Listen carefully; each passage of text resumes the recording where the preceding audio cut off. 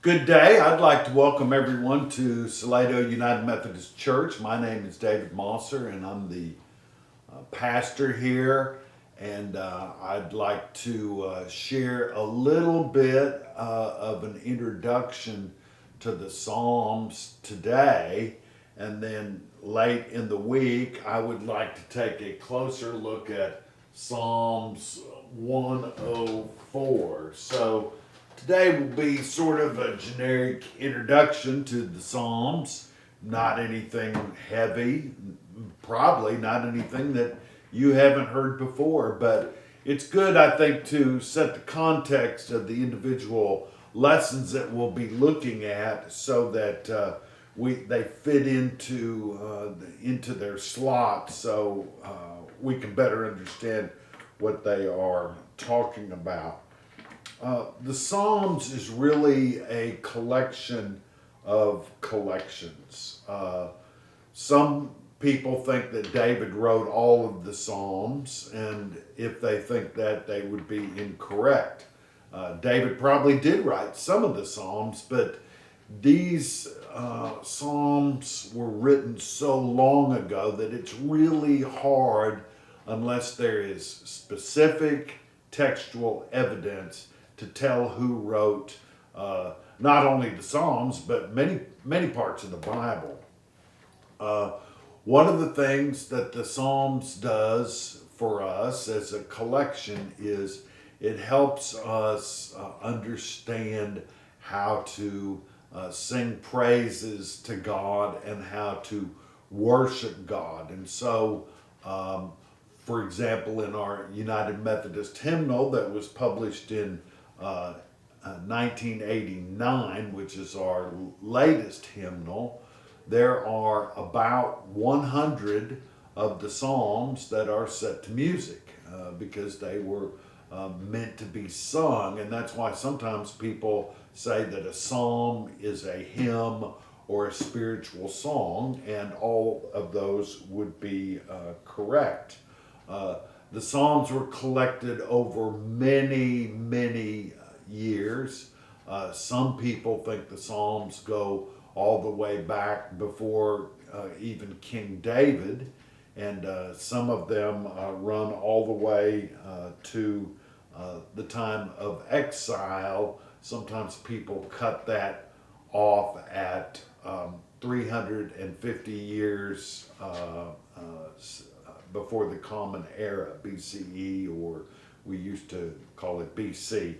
So there are basically five different types of psalms that we see in our Psalter, which runs all the way from Psalm number 1 to Psalm number 150. Psalm number 1 tells us about that there are two ways to live life. One is the righteous way, the path which leads to God, and the other one is the path that many, let's say, less than righteous people live.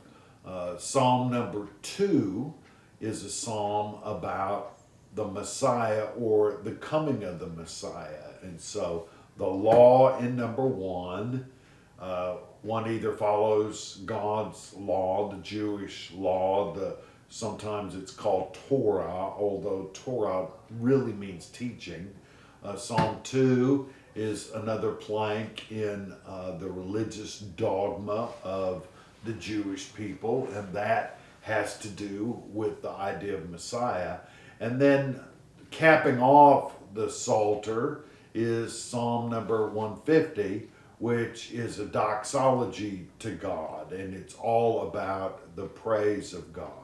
And in between number 1 and number 150, there are several different types of psalms, and so I want to share some of these types with you. One is a hymn of praise. It's the one that praises God from whom all blessings flow, for example.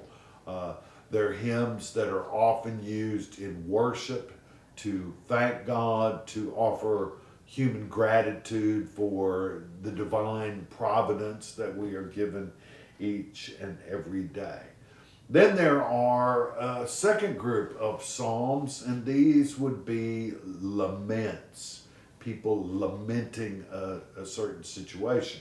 Uh, there are in these lament hymns communal laments, where, for instance, we could use a communal lament psalm to pray together as a country about the fires that are going on the west coast, or the hurricane that is in Florida and Alabama and Georgia right now. That would be a type of communal uh, lament situation where we could pray together that prayer. COVID 19 is a very good example of a place where a lament prayer, communal lament prayer, would be uh, more than appropriate.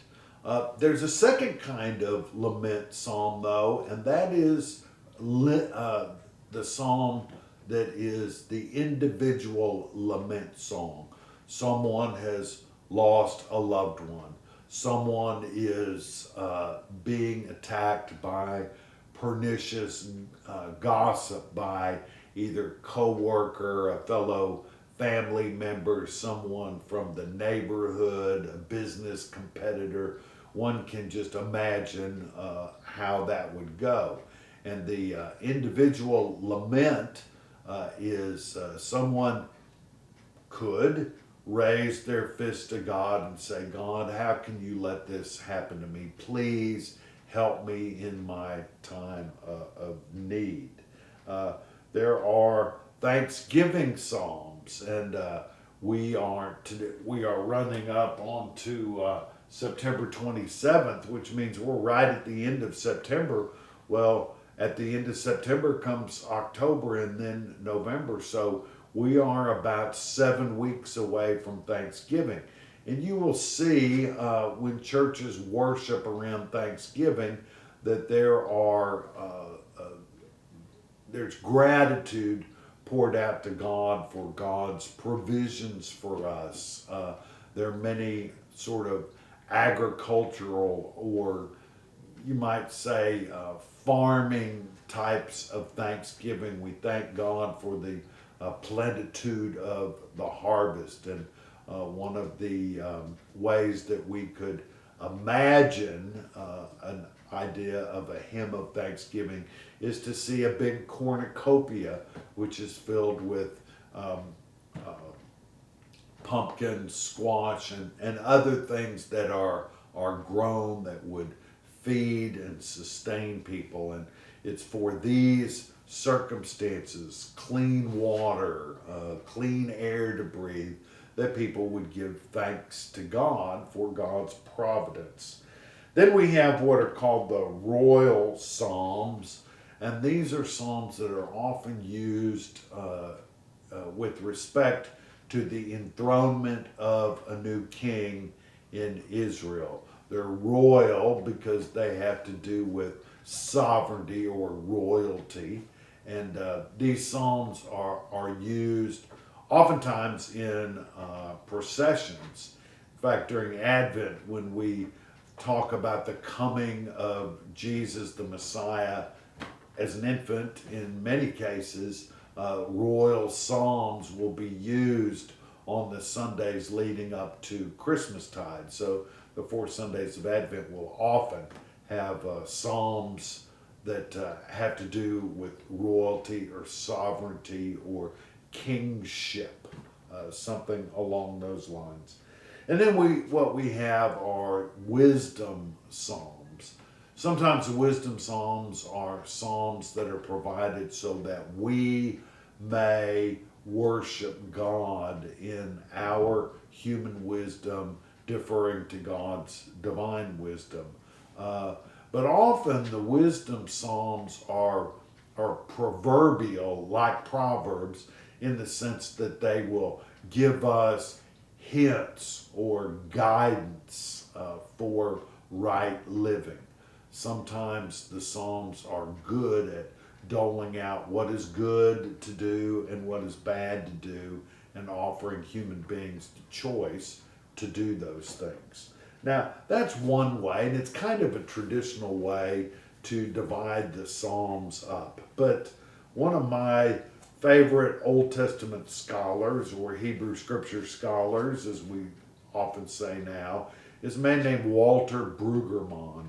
And Brueggemann has divided the Psalms up in what philosophers would call a dialectical way, which means you take one point of view and then you take another point of view, which is 180 degrees opposite. You let those 2 points of view smash together, and the synthesis of that comes out to be part truth from here, part truth from there, and the whole new truth is this, and then you start the process over again.